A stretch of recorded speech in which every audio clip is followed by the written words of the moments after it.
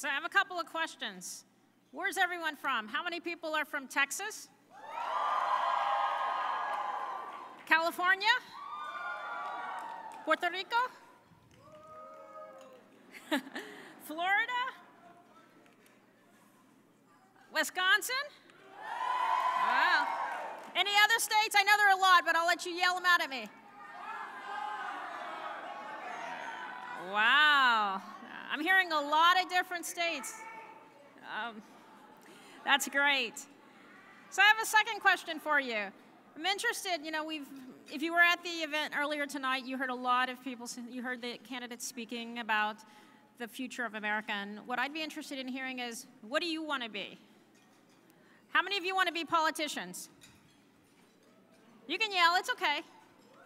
It's not, I know it's a bad word sometimes, but not always. Lawyers, doctors, engineer, teachers. I'm hearing a lot of different things. That's awesome.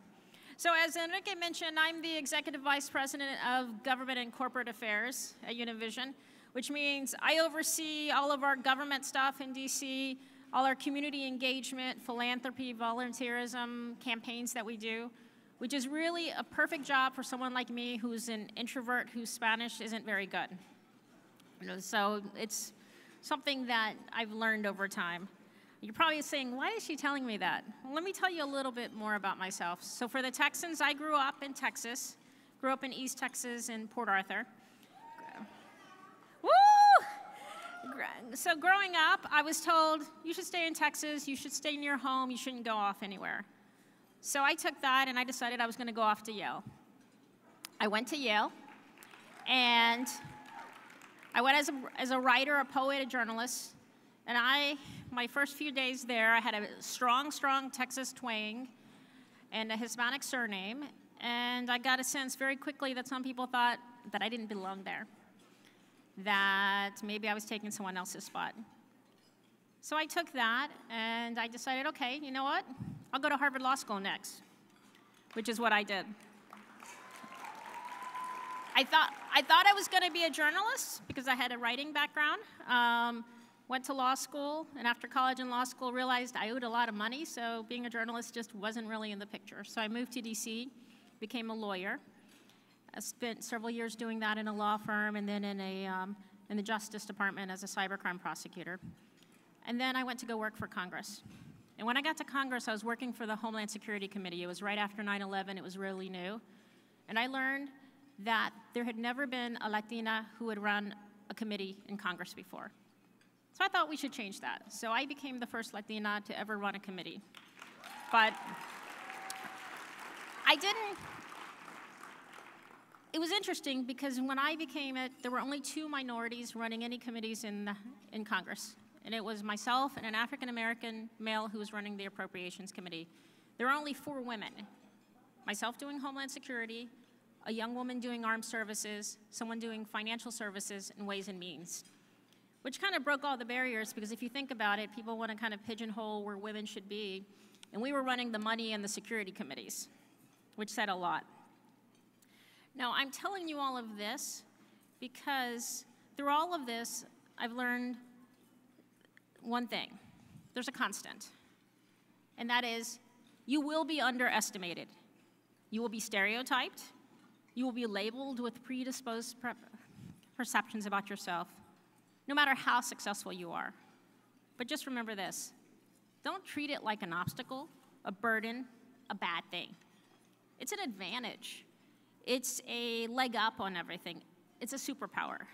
So whether you be quiet, you're loud, you be whatever you are, and be yourself, use it as a superpower.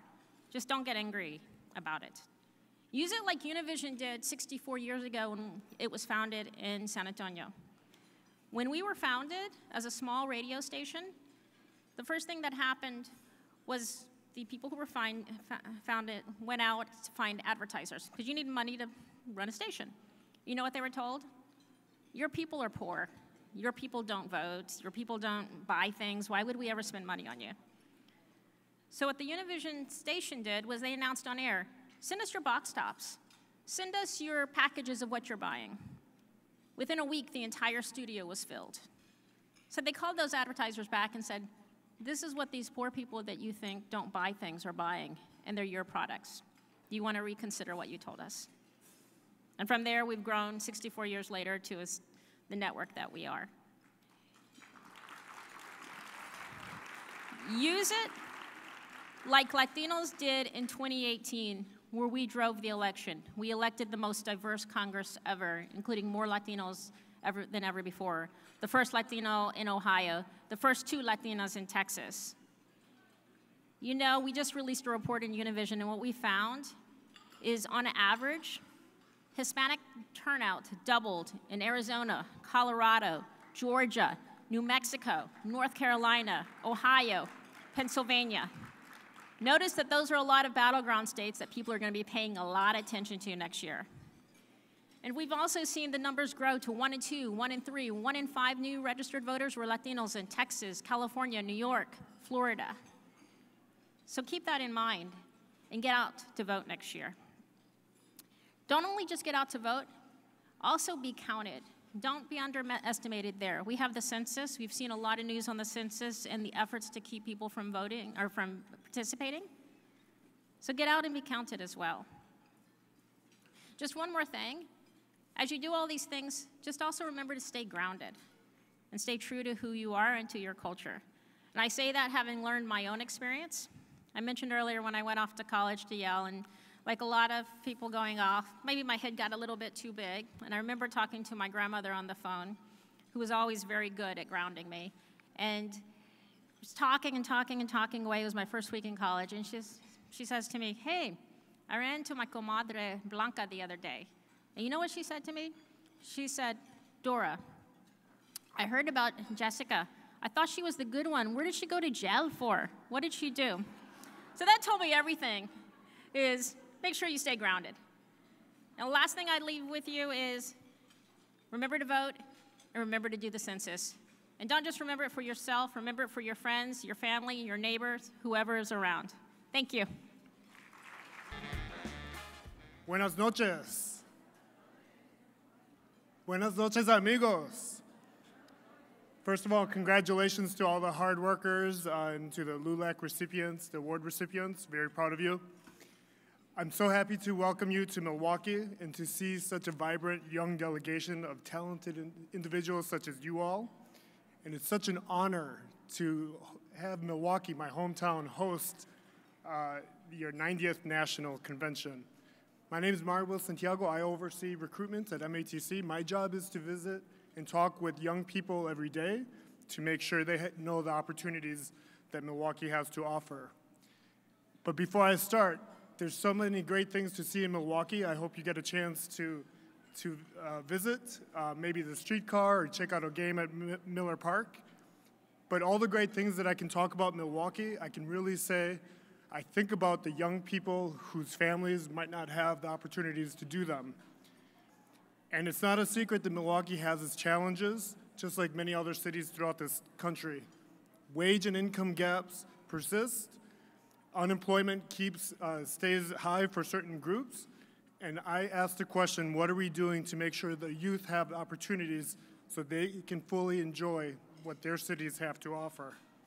And I'm talking about access to jobs, to have family-sustaining wages, and careers, maybe careers in healthcare to address the need for bilingual healthcare professionals.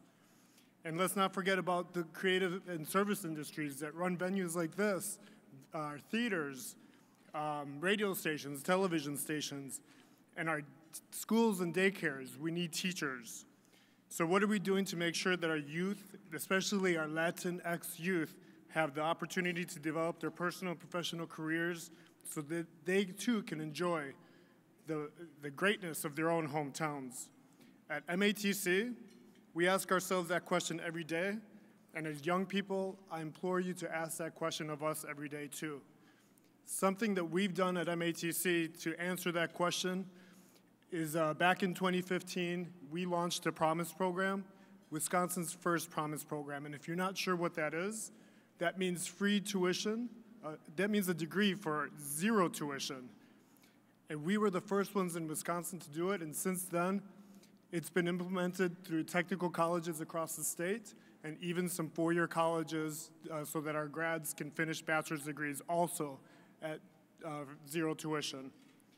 And as a Puerto Rican, a first-generation Puerto Rican here who calls Milwaukee his hometown, finding these opportunities for our youth brings me life.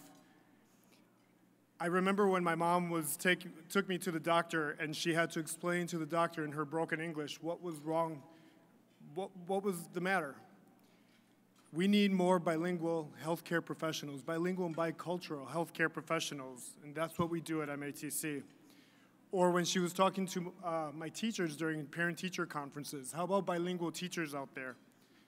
Thankfully, schools like MATC exist where ESL and ELL classes are easily accessible for recent immigrant families, or bilingual programs are offered so that these families can attain family-sustaining jobs. And when I express gratitude for this, I really mean it from the bottom of my heart, because the opportunities that my own mom found within the classrooms at MATC allowed her to raise two boys on her own and provide them opportunities that she didn't have herself.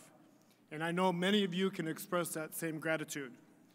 So schools like MATC are in a unique position to close income gaps and train a highly skilled workforce through innovative programming and their consistent desire to keep asking the question, what are we doing to increase opportunities for our youth, our communities?